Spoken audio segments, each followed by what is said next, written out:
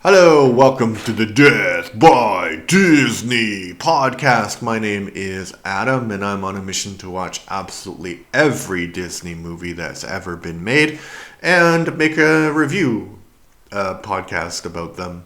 Today we're talking about The Million Dollar Duck from 1971, starring Dean Jones, Sandy Duncan, and Joe Flynn.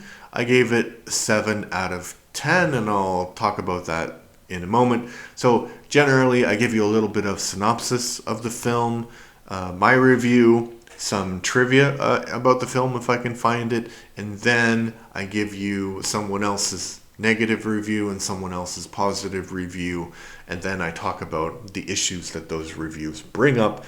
So you can decide if you want to watch the movie or not. So the synopsis of The Million Dollar Duck is Professor Dooley takes home a duck from his research laboratory as a pet for his son, but soon finds out that it lays golden eggs. Here's my review. Apparently this film was absolutely detested by critics when it came out. While it certainly isn't the best Disney live-action film that I've ever watched, it does have a sort of campy charm. Dean Jones and Sandy Duncan have a great charisma and rapport with each other in the film, and it is easy to believe that they are married. Sandy Duncan's character was criticized as being an imbecile when the film came out, but I think that that's a little bit harsh. She's basically Phoebe from Friends without believing in all the woo-woo crap. And there is a point in which her husband is almost decapitated and she mispronounces a word, but I think it's understandable in her situation and funny in the movie. My two favorite parts of the film were the scene in which the dog is apparently chasing the duck in a swimming pool, but it turns out that the duck is much more aggressive than the dog. I think the filmmakers want us to believe that the duck is in trouble, but we can clearly see that the dog actor does not like the situation and is trying to desperately get out of the pool and away from the demon duck. The other funny part is when the child is dangerously stuck on a ladder between two buildings and might plummet to his death, and he's having some kind of crisis with his father, so he says, "Go away, Daddy," and then a moment later, when he hears a crack, he says, "Come back, Daddy." So that's funny. So I think for those two parts, and watching the lovely Sandy Duncan interact with Dean Jones, the movie is definitely worth a lazy Sunday watch. So yeah, 7 out of 10. The trivia is only about Gene Siskel. So I don't know if you remember Gene Siskel. I think probably people of my generation would. He had I think like a weekly movie review show on television, and those used to be a thing, with his colleague, it was called Siskel and Ebert, and then I think Siskel died, and then it was just Ebert for a while, and then it went off the air. So this is one of the first of 3 movies that critic walked out of. The other one was the film Maniac, and in 1980, I guess, and Black Sheep, a comedy starring Chris Farley and David Spade, I guess. I don't know. I could see it's not the best movie ever, and I think when you have the ability to watch it at home on your couch and fall asleep to it, it's much better than actually having to go to the movie and sit down, even if you are being paid to watch it. I could understand not enjoying this movie if you were being paid to watch it, honestly. All right, so some other people agreed with Gene Siskel, but I couldn't find like a 1 out of 10 review on the Internet Movie Database. This is 2 out of 10. Hard watch. Dean Jones somehow ended his career appearing in St. John in Exile, a wacky stage play of Jesus' last surviving disciple breaking the fourth wall and yucking it up with a largely religious audience. Up until then, I only thought of Dean Jones as the perpetually angry young man of many a Disney movie.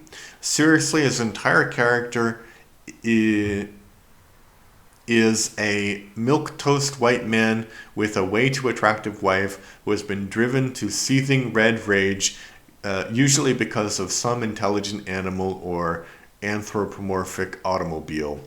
This time around, enraged Dean Jones is Albert Dooley, a scientist who is struggling with money woes. Things are so bad that his wife Katie, Sandy Duncan, packs him an entire lunch of just screwed up applesauce, but Albert the duck eats that, gets irradiated, and starts laying golden eggs. And oh yeah, Albert's son Jimmy had wanted a pet, so why not just get him a duck that will soon either die of cancer or gain superpowers? Lee Montgomery never got a few animals and nearly killed a whole bunch of folks, right? It gets to the point where the golden eggs make Albert rich, so he just cuts his son out of his busy life, just in time for Richard Nixon to decide that the duck must be captured to save America. Yeah, and I wanted to read that whole review because I think it just encapsulates Dean Jones as an actor. So if you don't know Dean Jones was one of, I don't know how big of a star he was, but he certainly was used in a lot of Disney movies, live action movies in the late 60s and early 70s. So that's basically a very good summary of his character in these movies. So he's like very average guy, very enraged by the circumstances, and usually has a hot wife like Sandy Duncan in this film.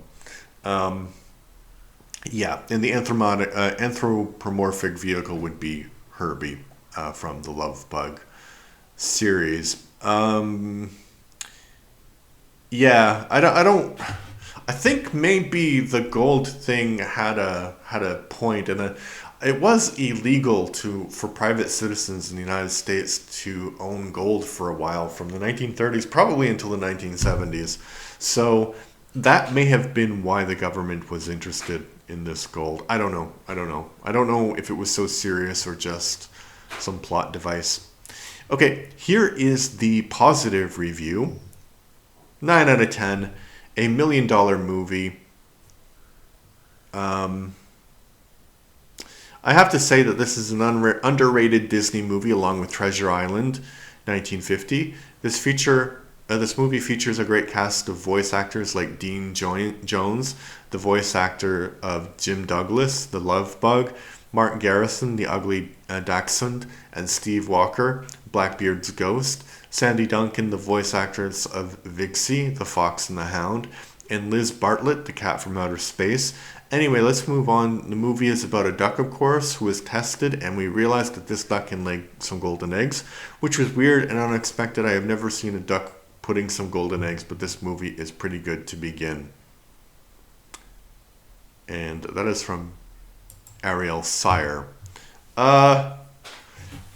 Yeah, I don't want to criticize movie reviews because generally how they're written, usually the ones that you can find that I put on there are just voice chat, and then I don't go back and I don't correct the names of the films or the mistakes or whatever. So I'm not going to criticize that, but I would criticize the fact that they mentioned a bunch of actors and they said that they were voice actors, but then they listed movies where they're actual not voice actors but just acting. So a voice actor is an actor that specifically provides a voice for an animated feature or an animated short or some kind of animation, which is kind of weird because all actors are voice actors. Maybe it should just be just voice actors, something like that. Perhaps. I do not know. Okay, what is the name of this movie? I have been talking about it for 10 minutes and I completely forgot what the name of the movie is. Something with the golden duck. No, the $1 Million Duck. So yeah, if you want to watch the $1 Million Duck, I would recommend it. It's not the best Disney movie, but it's certainly not the worst.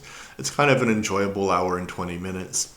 If you watch the movie, what do you think about it? Please leave a